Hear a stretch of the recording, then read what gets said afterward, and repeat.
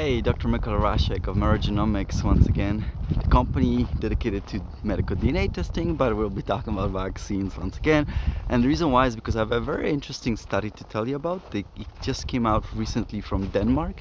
The reason why it's interesting is because they tracked infection rates in household based on both the vaccination status, and another really interesting aspect of this was that Denmark was being dominated by both Delta and the Omicron variant at the time when the study was being conducted, which allowed comparison of how infectious Delta is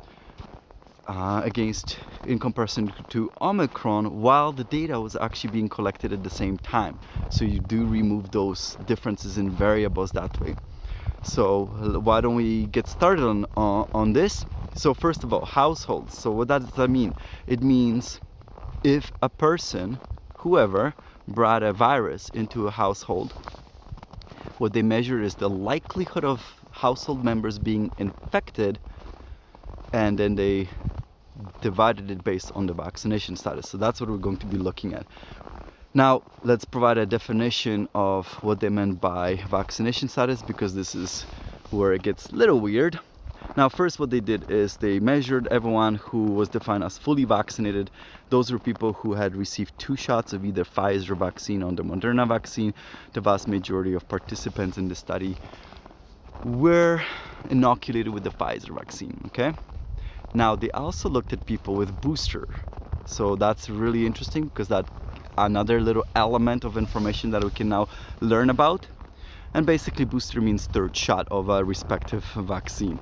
So we're going to learn a little bit of information about that. And then where the weird part where it gets weird is with the unvaccinated status. And the reason why is because basically they lumped everyone else in that category. And that included people who were partially vaccinated, meaning they only had received one vaccine shot, which is weird because basically that would not be the same as unvaccinated.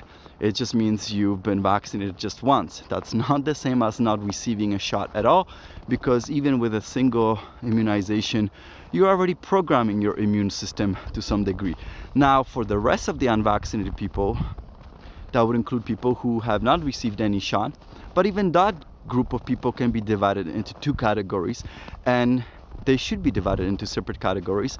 Those who have never been infected, and that would be diminishing group of people, and that basically means such individuals who've never been vaccinated, never been infected. They only have their innate immunity working for them in terms of how they are protected from infection. And then there's the unvaccinated who have been infected, and they would have natural immunity.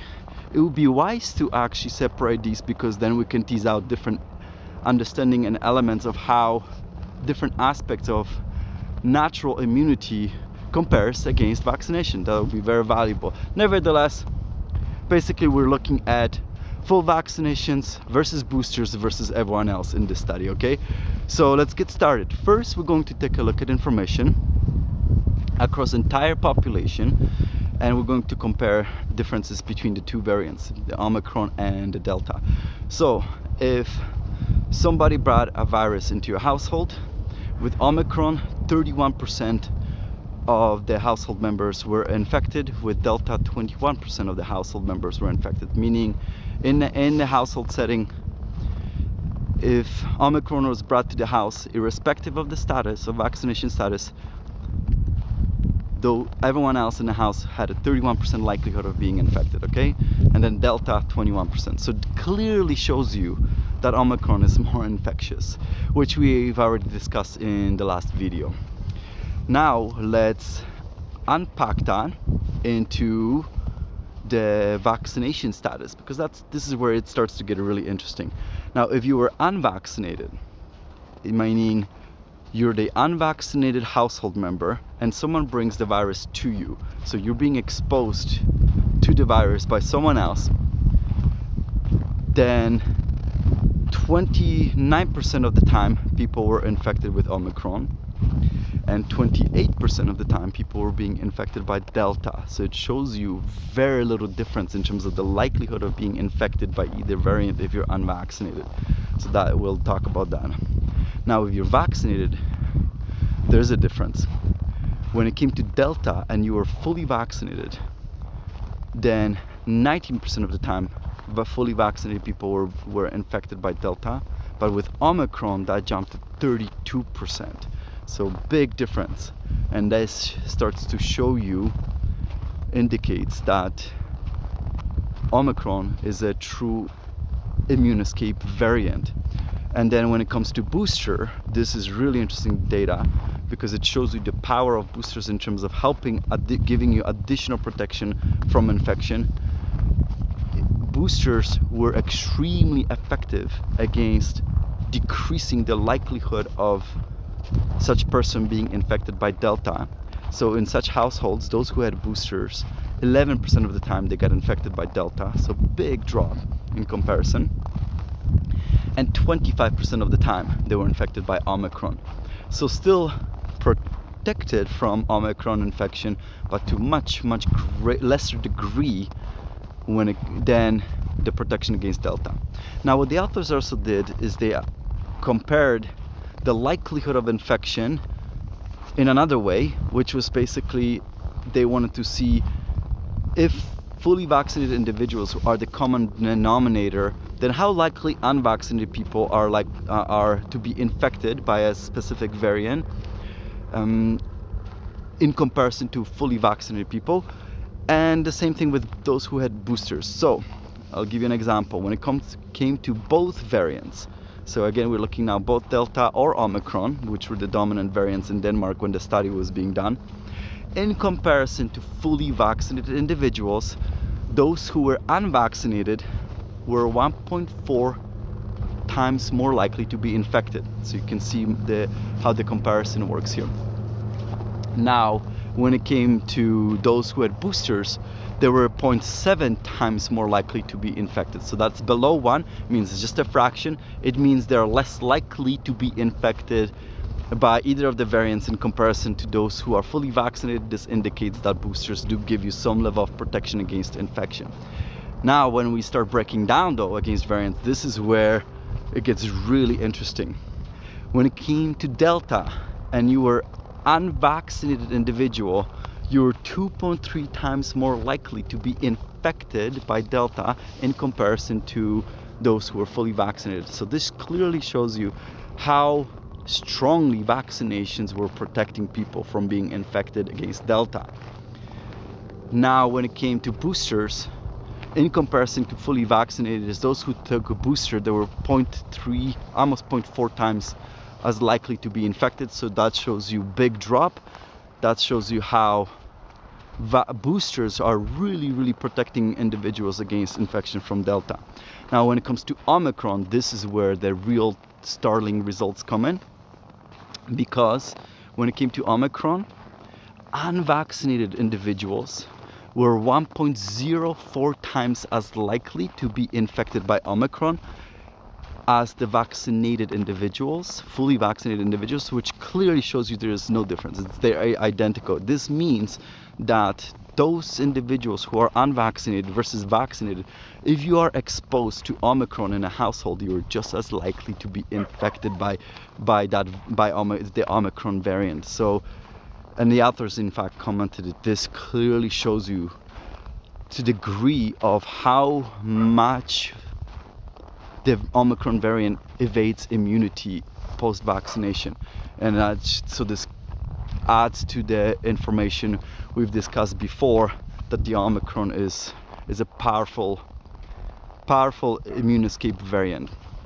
Now, when it came to those who had boosters, in comparison to the fully vaccinated, those with boosters were 0.5 as likely to be infected. So it clearly shows you that in comparison to those who are vaccinated, boosters provide you a certain level of protection from infection for sure.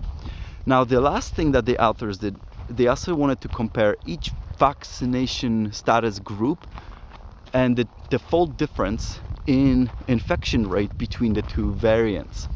And this again shows you some really interesting data. So for unvaccinated people, in comparison to their likelihood of being infected by Delta, there were 1.4 2 times as likely to be infected by the Omicron. And remember, this data includes also those who are partially vaccinated, which means they're actually skewing those results. Without those people in the unvaccinated group category, they're very likely that number would have been even lower. So once again, this indicates that for unvaccinated individuals, Omicron has very little additional impact in the likelihood of them being infected in comparison to Delta. So that means their natural immunity is already protecting such individuals to the same degree against Omicron as they were already being protected previously against Delta. So they're not seeing much of a difference. Their natural immunity is at play. To be honest, I was quite surprised by this result, because remember in the video about Omicron mutations, I was discussing how much the Omicron can escape neutralizing antibodies, which is why we're seeing these increased rates of infection amongst the fully vaccinated people. But post natural infection, you should also be producing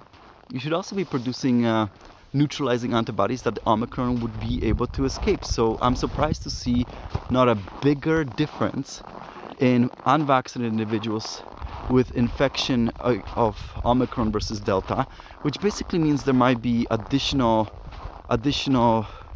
level of protections that they have. For example, maybe, and I'm just speculating here, perhaps the antibodies that unvaccinated individual produces against the virus post-natural infection, they are producing antibodies against many viral proteins, which is not what happens with vaccination. You only produce antibodies against the spike protein. So maybe that's why they see that additional protection, that otherwise we should be seeing increased loss of protection, because clearly Omicron escapes neutralizing antibodies.